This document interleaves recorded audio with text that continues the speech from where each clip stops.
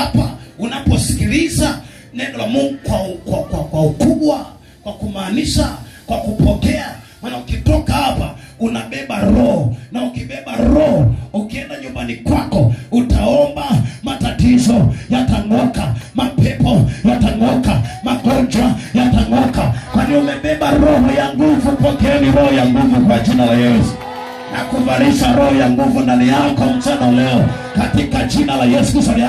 Unashangaa ukiomba kinywa chako kinatoa radi, kinatoa bomu, kinatoa mishale, kinatoa moto. Tayari umevalisha roho ya Bwana kwenye kinywa chako, na kuvalisha roho ya Mungu ndani yako. Semeni amen kwa kishindo na upokee hiyo. Kwa sababu tayari madhabahu imeshakufufia, na leo nakufufia roho ya moto ndani yako.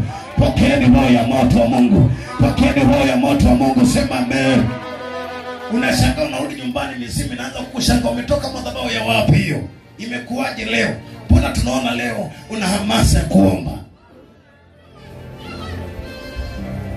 Kwa sababu umepokea mafundisho ambayo madhabahu hiyo ina uhai, na ndani yake kuna roho ya nguvu ya Mungu, ambayo hiyo roho ya Mungu haiwezi kushindana na roho za mizimu, haiwezi kushindana na roho za wachawi, haiwezi kushindana na roho za mizimu, maroho ya majoka. Kwa nini? Kwa sababu nguvu uliyopokea, roho uliyopokea ni kubwa kuliko maroho yao.